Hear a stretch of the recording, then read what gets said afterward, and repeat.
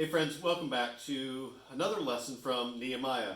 We're getting close to the end of the book, but we still have a few great chapters to go, and we're digging into chapter 11 today. And also, we're going to dive into chapter 12. And here's what's happened. The city has been rebuilt, the walls have been rebuilt, the people have returned. Nehemiah has allowed the Word of God to be read, the people respond to the Word of God, and as they respond, they are remembering who God is and what God has done for them. And they make an oath and they start promising what seems to be some of the rules, maybe not all of them, but they've said that they're going to agree to all these rules. And that's kind of where we left off. That's chapters 8, 9, and 10. And now in chapter 11, what we see is that people are back, but not every place is built up in Jerusalem. People aren't living there. The walls have just been rebuilt, the homes haven't, and nobody seems to be living there. And so Nehemiah wants to make some changes, and he wants to implement some direction. And so that's where we find ourselves in chapter 11. His work is not done just because the wall is built. And friends, people are having trouble associating with Jerusalem. Even though the walls are built, they don't want to live there. So Nehemiah's got a plan for that. Let's dig into that process in chapter 11. It says, now the leaders of the people settled in Jerusalem. And it says, the rest of the people cast lots to bring one out of every 10 of them to live in Jerusalem, the holy city, while the remaining 9 were to stay in their own towns. So what was happening is people came back, but they stayed in the outskirts instead of claiming some property or staying in a home or fixing it up inside Jerusalem. So Nehemiah's idea, let's take 1/10 of the people and let's join in Jerusalem. Let's gather there and let's live there together. The other 9 would live outside of the city. What he's wanting to do is get people to take pride and ownership in that city, but it's going to take some work.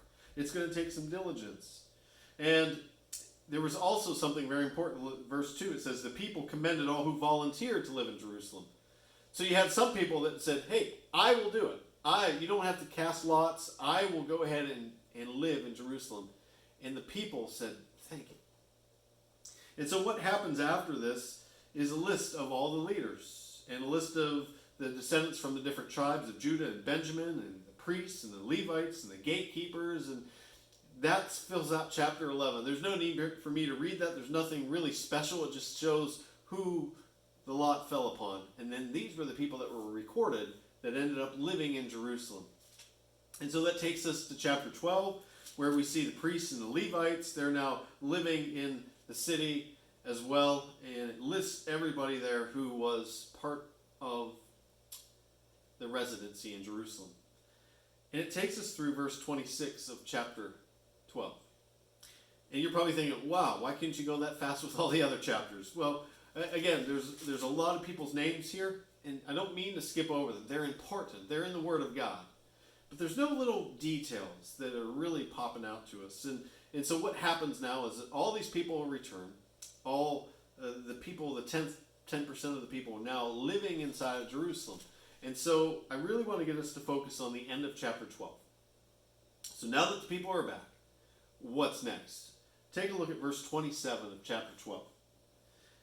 It says, at the dedication of the wall in Jerusalem. So all the people are back. Spiritual temperature has been raised up. People are now living inside the city. So what does Nehemiah do? He continues to celebrate the construction project. And now they're going to dedicate the wall. What's the purpose of that? Well, it's to honor God and everything that God has done. God has been behind this 100%. Nehemiah knows that. The people in Jerusalem know that. And so now it's time to give back to God what he's given to them. And so they are starting a dedication ceremony. So the Levites were sought out from where they lived, and they were brought to Jerusalem to celebrate joyfully the dedication with songs of thanksgiving, with the music of cymbals, harps, and lyres.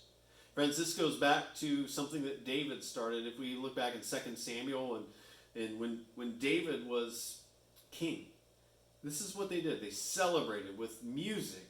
And so now they're reviving that part of their history and their heritage. And it said the musicians in verse 28 were also brought together from the region around Jerusalem, from the villages of the Netophites, from Beth Gilgal, and from the area of Geba and Asmareth. from the musicians are built villages for themselves around Jerusalem. And when the priests and the Levites had purified themselves ceremonially, they purified the people, the gates, and the wall. There were strict cleansing processes that the Jews followed. And one was, if you're going to worship and dedicate, you would go through these steps. And so the priests and the Levites, the religious teachers, they did this first. And they followed those rituals and those cleansing processes. And then they purified the people, then they purified the gates, and they purified the wall. They fully believed that enter in the presence of God, you had to be completely clean and pure from any sin or anything that would make you dirty or unclean. And so they would follow these processes, and there were plenty of them if we read through the scriptures that are outlined as part of the Jewish heritage. And so that's exactly what the people did. So then Nehemiah is continuing to talk here in verse 31. And let's take note of some of the things that they did to dedicate the wall and part of the celebration. I had the leaders of Judah go up on top of the wall. Did you get that? I had the leaders of Judah go up on top of the wall. I also assigned 2 large choirs to give thanks. One was to proceed on top of the wall to the right, toward the dung gate. Remember the dung gate's at the very bottom? Hoshaiah and half the leaders of Judah followed him, along with Azariah, Ezra, Meshullam, Judah, Benjamin, Shemaiah, Jeremiah, as well as some priests with trumpets, and also Zechariah, son of Jonathan, the son of Shemaiah, the son of Mattaniah, the son of Micaiah, the son of Zechor, the son of Asaph, and his associates Shemaiah, Azariah, Malali, Gilali, Maai, Nathaniel, Judah, and Hanani, with musical instruments prescribed by David, the man of God. So you've got this picture of a dedication ceremony, and people are entering in.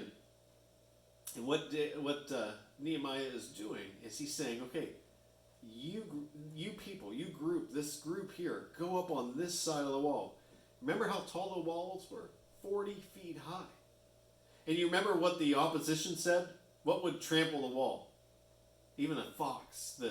The nimbleness, the lightness of the fox would break these walls down. And here Nehemiah is sending leaders and musicians up on top of the wall, an entire choir. And they're all standing and walking on top of the wall. I mean, again, the physical structure, what he's doing is just showing the impression of what God is created for them and allowed them to do. And they're doing this in honor of what David did. As we look back, it said, continuing on at the end of verse 36, Ezra, the teacher of the law, led the procession. So Ezra, who read back in chapter 8 to the people, he is now leading this side. And at the fountain gate, they continued directly up to the steps of the city of David on the ascent to the wall and passed above the site of David's palace to the water gate on the east. So you can see what they're doing is they're walking all the way around the outside and edge. They're getting people to notice. They're getting people to be excited. There's a celebration going on.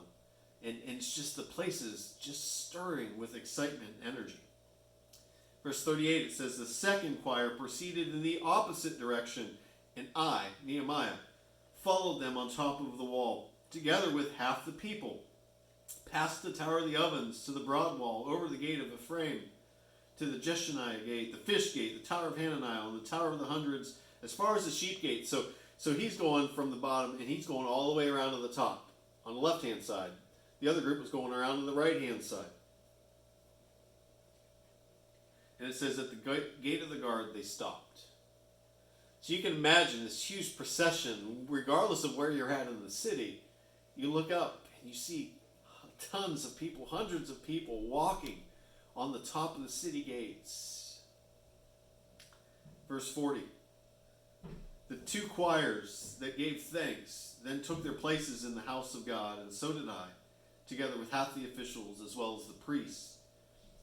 Eliakim, Maaseiah, Menaimin, Micaiah, Elani, Zechariah, and Hanani with their trumpets, and also Maaseiah, Shemaiah, Eleazar, Uzi, Jehohanan, Malchijah, Elam, and Ezer, The choir sang under the direction of Jezreiah. And on that day they offered great sacrifices, rejoicing because God had given them great joy. The women and children also rejoiced. The sound of rejoicing in Jerusalem could be heard far away. Think of this. They're up on the walls and celebrating and shouting and joining together. And what that would have sounded like inside the city as these choirs are on both sides of the walls just had to be absolutely amazing. And so loud. The end of verse 43 said, the sound of rejoicing in Jerusalem could be heard far away. Think about that. That would be like us singing here on the Moore Road and somewhere in Sharon. They would hear us singing. There was so much joy and celebration of the choirs singing that day. And all the people and the leaders and the priests and the Levites and everybody rejoicing in what God has done, that it was heard everywhere around. Powerful. And it said the women and children also were part of this. This was a family event. Everybody's invited to worship and dedicate this wall. Friends, as we go through moments in our lives, are we celebrating like this and what God has done? Are we shouting out? Are we singing out? Are we communicating that? Because if we're not, we're missing it. And others are missing it too because they're not hearing us. Verse 44 goes on. It says, at that time, men were appointed to be in charge of the storerooms for the contributions, the first fruits, and the tithes. From the fields around the towns, they were to bring into the storerooms the portions required by the law for the priests and the Levites. For Judah was pleased with the ministering priests and Levites. They performed the service of their God and the service of purification, as did also the musicians and the gatekeepers, according to the commands of David and his son Solomon. For long ago, in the days of David and Asaph, there had been directors for the musicians and for the songs of praise and thanksgiving.